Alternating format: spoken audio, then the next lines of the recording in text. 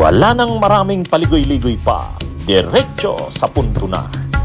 Maiksi lang ang komentaryo, pero diretso sa punto. Maraming kuro-kuro, may tiwali, may totoo. Dito, sa puntong diretso tayo.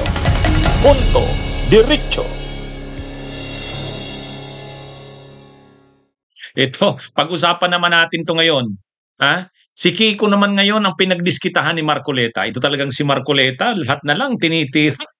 Ha? Lahat na lang kinakalaban. Ha? Si Kiko naman ngayon. Ininsulto daw siya ni Kiko Pangilinan. Kung bakit, pag-usapan natin mamaya. O, ang isa pa, ang Quezon City sa pamamagitan ni Mayor Belmonte, pinuna ang DPWH dahil sa mga flood control projects at sa kabila ng maraming flood control projects, binabaha ang QC. Ayan, galit si Mayor Belmonte sa DPWH. Ayan, yan ang mga pag-usapan natin mga kabunyog, mga kababayan. Ito muna tayo kay ito muna kay Kiko Pangilinan. Itong si Marcoleta, lahat na lang tinitira, lahat na lang kinakalaban. Si Karen Davila, si Lacson, ngayon naman si Kiko. Si Kiko Pangilinan. Sa programa ng Saganang Mamamayan ng Net25, may regular na programa doon si Marcoleta. Sabi ni Marcoleta, ininsulto daw siya ni Kiko Pangilinan. Ang naramdaman niya daw, ininsulto siya. Sabi ni Marcoleta, ayaw kong iniinsulto ako. Pakita niya na mas marunong siyang gumawa ng mandato na itinalaga ng Senate Blue Ribbon Committee. Ang tinutukoy kasi ni Marcoleta, ang nag-deliver kasi ng speech si Kiko Pangilinan na suportado niya ang panawagan ng pagbubuo ng isang independent body na mag-iimbestiga ng mga anomalya sa flood control projects kasi nga maraming nasasangkot na senador, maraming nasasangkot na mga kongresista. Hindi pwedeng imbestigahan nila ang sarili nila. Hindi magiging patas, hindi magiging malawakan at totoo ang imbestigasyon. Tama naman si Kiko Pangilinan. Kaya lang, ito namang si Marcoleta masyadong onion skin, masyadong matampuhin. Ang sabi niya na insulto daw siya sa sinabi na yan ni Kiko Pangilinan. Ngayon, ang sagot na naman ni Kiko, sa Senado, baka hindi pa niya alam na malayang magmungkahi ang mga senador ng mga panukalang batas at malayang manawagan ng suporta sa nasabing mga panukalang batas ang bawat isa sa amin. Hindi ito pang-iinsulto. Trabaho namin ito. O yun, tama naman. Ano naman talaga, marami namang mga nagsasabi, kahit si Senador Tito Soto. Actually, galing pa nga kay Senador Tito Soto yung proposal na yan eh. Si Tito Soto ang nag-propose niyan. Ang sabi ni Senador Tito Soto, mas maganda magkaroon ng independent body, investigating body, na siyang na mag-iimbestiga ng trilyong pisong korupsyon sa flood control projects. Dahil nga, paano magtitiwala ang publiko kung ang nag-iimbestiga ay mga senador sa pamamagitan ng Senate Blue Ribbon Committee o kaya mga kongresista sa pamamagitan ng TRICOM o Infracom Committee. O kasi lumalabas na maraming mga senador, mga kongresista, mga proponents ng mga proyekto, mga nag-insert ng mga pondo sa mga flood control projects, sila rin ay dapat imbestigahan. Ngayon kung sila mag-iimbestiga, iimbestigahan mo sarili mo. Hindi magiging maganda, hindi magiging patas, hindi magiging totoo yan, seryoso yan. Kaya tama lang yun. O ngayon, nasasaktan si na-insulto daw siya, sabi ni Marcoleta. Dapat daw, suportahan ni Kiko Pangilinan yung pag-iimbestiga ng Senate Blue Ribbon Committee. Kasi yan daw yung mandato ng Senate Blue Ribbon Committee. Ay wala namang problema doon sa sinasabing mandato. Ang sinasabi lang, mas maganda kung makakapagbuo ng separate investigating body. Yun lang naman. Lahat naman, marami actually nananawagan nun, nagtutulak nun. O bakit nasasaktan si Marcoleta doon? Na sa na yun? Malaya naman si Kiko Pangilinan na maghayag ng kanyang idea kung ganun din ang gusto niya. Kung sang-ayon si Kiko Pangilinan sa ganung panawagan, kalayaan niya naman, karapatan niya naman bilang senador na ihayag ang suporta doon.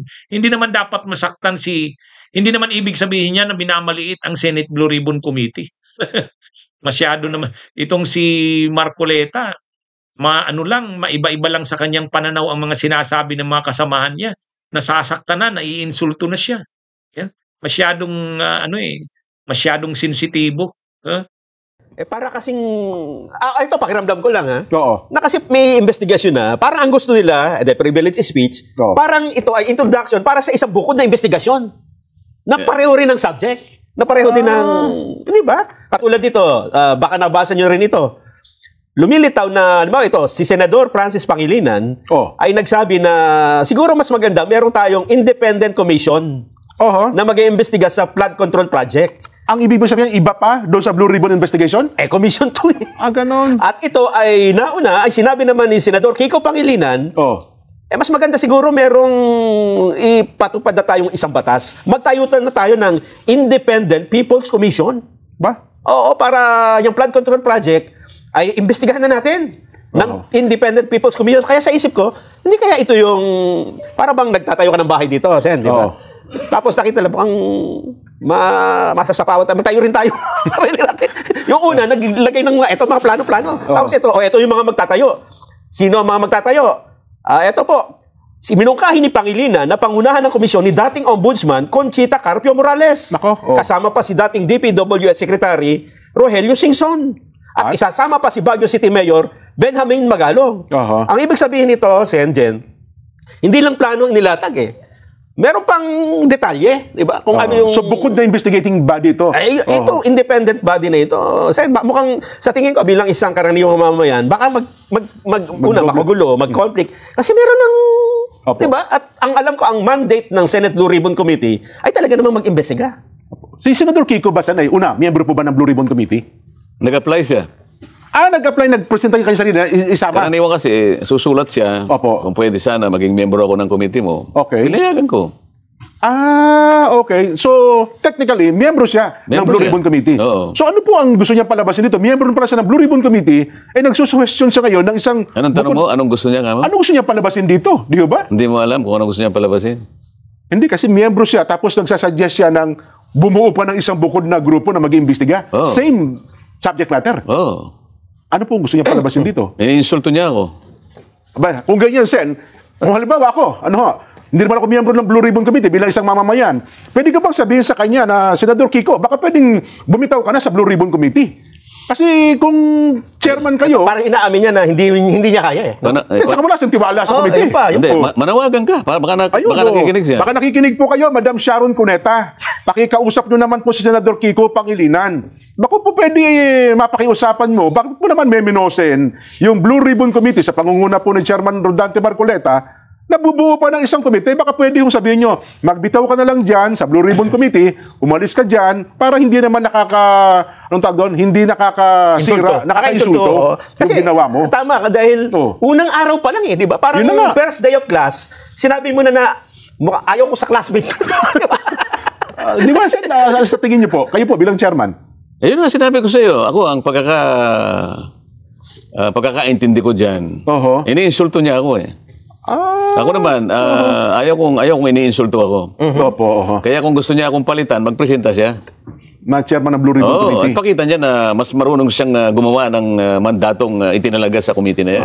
Hindi, yung punto na yan, baka malabo pa, baka ayawan ng taong bayan yan Pero ako sa tingin ko, bilang isa po, na nag-oobserba, Sen, kung wala po kayong tiwala sa Blue Ribbon Committee, bilang miyembro, bumitaw na lang po kayo dyan. Sabihin nyo na lang, aalis na po ako, chairman ng miyembro ng Blue Ribbon Committee. Wala pa na kayong tiwala Talagang medyo, kaya ako nasasabi, yun ang aking pakiramdam.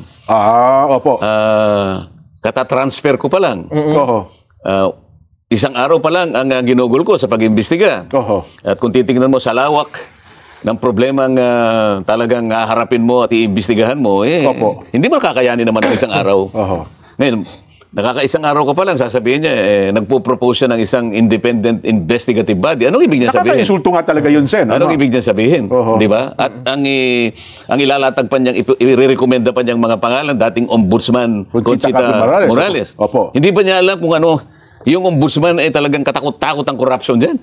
Pagkatapos sasabihin niya, sabihin nila sa akin na ang Ombudsman ay malinis na malinis at walang corrupt dyan. Ako diretsahan ako eh. Lalo yung particular nung panahon. Kay Secretary Babe Singson, wala akong ano dyan. Hindi ko naman talaga siya kakilala. Maaring makakagawa siya ng mabuti rin para sa bansa. Kaya lang, pare-pareho silang naglingkod sa panahon ni dating Pangulong Pinoy eh. Kung kulay ang pag-uusapan dito, puro yelo na naman yan eh. Pero ako naman siguro, Sen, in fairness, doon sa tatlong nabanggit, baka naman walang kinalaman doon sa panukala ni Senador Kiko. Di ba? Nabanggit lang yung pangalan, pinupropose niya eh. Ang talagang una best dito na, well, sabi niyo nga, nakaka-insulto talaga, yung Senador Kiko Pangilinan. Di ba? Sa second ko, ano yan, yung statement hindi na lamang yung committee niya ang ayusin niya kasi nagpapakadalubhasa siya na ayusin niya yung agrikultura ng ating bansa. Okay ako doon. Sapagkat ang dapat mong tulungan ay yung mga kapuspalad na mga magsasaka ngayon na hindi na nila malaman kung magtatanim pa sila ng palay o hindi. Opo. Anong gagawin mo ngayon? Napakahirap na ng kalagayan ng mga magsasaka ngayon. Hindi na nabebenta yung kanilang mga palay sa halagang kikita sila. Isip-isipin mo, anong kalagayan ng agriculture sa bansa natin ngayon? Kung tawagin subsistence farming. Subsistence farming. Alam mo kung ano ibig sabihin ng subsistence farming? Ano po ibig sabihin, Sen? Nagsasaka ka para mabuhay ka na lang. Wala ka nang may bebenta para sa ganun kumita ka. Ito pambuhay na lang ng pamilya mo. Ito yung kaawa-awang kalagayan ng agriculture sa ating bansa. So survival yan, Sen, pag ganyan. Pagkatapos siya yung kumuha ng agriculture. Ang una mong tingnan ngayon, kung talagang pinuntahan niya yung buong Pampanga, sige. Ayan. Halos binibili na lang 12 pesos per kilo ang palay. Yung hindi nabilad. Yung nabilad, nabilad 11 to 12. Yung hindi binilad, 7 to 8 pesos per kilo. Yan. Saan mo dadalhin ang magsasaka? Wala pa siyang nailalatag kung anong gagawin niya. Pakikialaman niya itong magtatayo ng independent investigative body. Subukan mo. Di ba? Ayun. Sana makarating sa kanya. Kung wala ka palang tiwala doon sa komite. Yun daw kanyang proposal na yun ay nanggaling sa panukala ng isa pa. Na mag-create ng isang independent People's Commission naman. Wala silang tiwala pala sa Blue Ribbon Committee. Questionin nila. Ayun, diba? Pwede naman kaming magdebate dun Diba? Kung pamamaraan ko, halimbawa, ayaw nila, magdebate tayo. Yun ang inihingi ng pagkakataon, di ba? Hindi naman nagsasalita sila eh. Kung magpo-propose kayo na hindi naman yun naiintindihan ng mga... Bunyog, halikan na kasama ka. Bunyog, kapag buklod ay may pag-asa. Luzon, Visayas, Mindanao, isa ang pananaw. Sa bagong Pilipinas ang bunyog isisigaw. Bunyog.